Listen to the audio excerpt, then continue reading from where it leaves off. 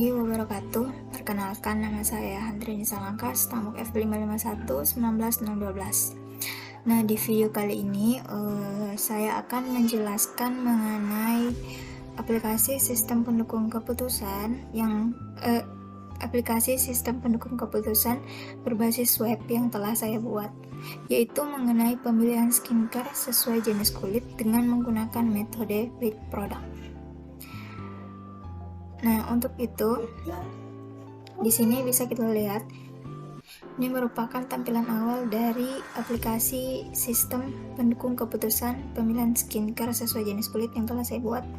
Nah, di sini terdapat alternatif data skincare, yaitu berisi tentang nama brand, nama brand yaitu nama produk.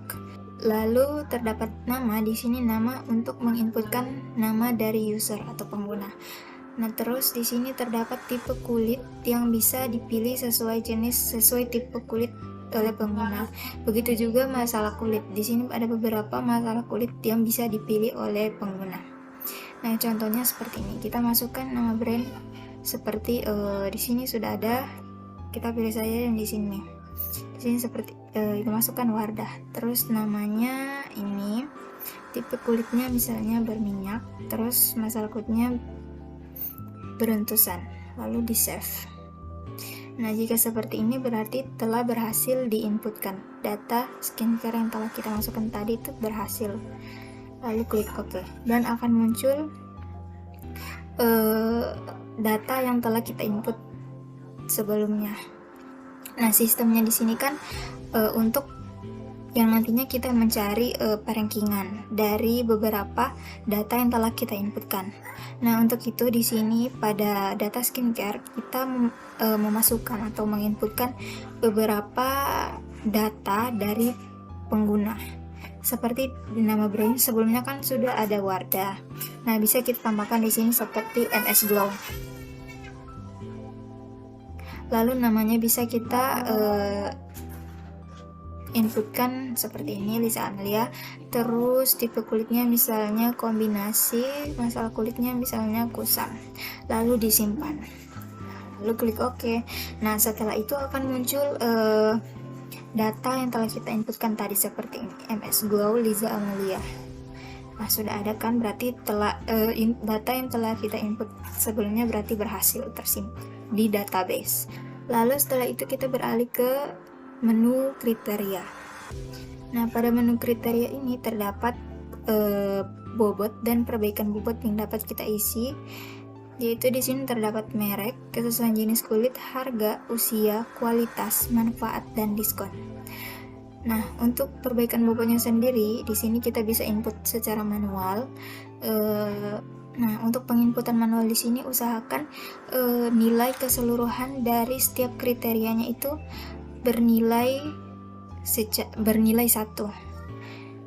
Nah, di sini sebelumnya sudah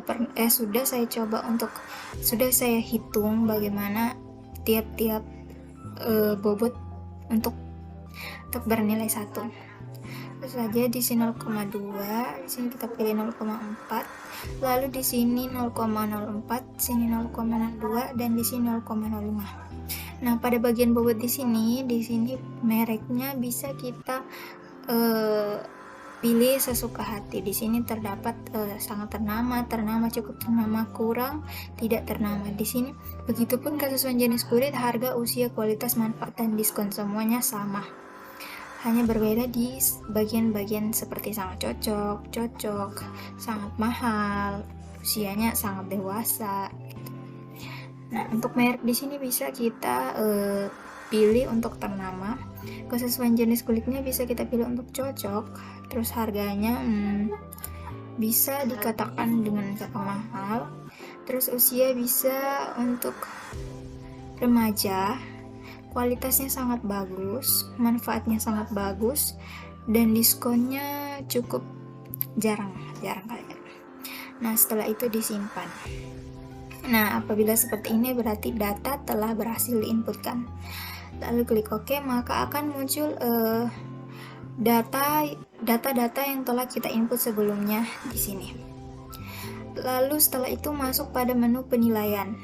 Pada menu penilaian di sini terdapat beberapa inputan yang dapat kita input seperti nama brand, usia, kualitas, merek, kesesuaian jenis kulit, harga, manfaat, dan diskon. Contohnya seperti nama brandnya seperti Wardah. Lalu kita masukkan usianya 17 tahun, kualitasnya bagus, mereknya ternama, kesesuaian jenis kulitnya cocok, harganya mahal, manfaatnya bagus, diskon ya. Lalu kita simpan. Oke, lalu maka akan muncul seperti ini.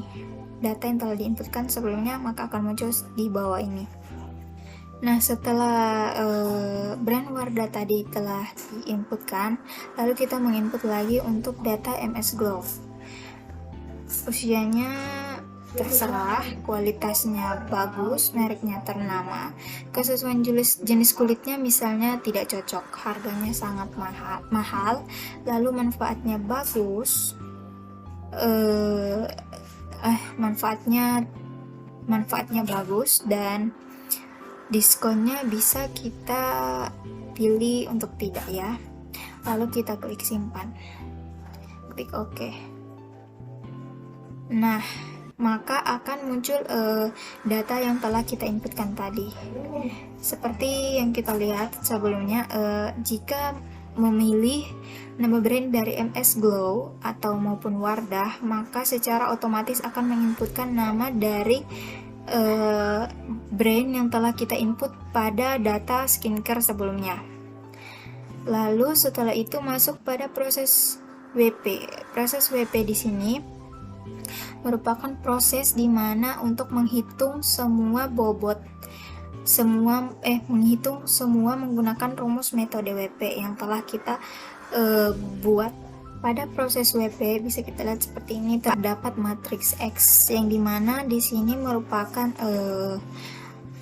tampilan untuk beberapa inputan yang telah kita input pada data skincare sebelumnya dan pada penilaian.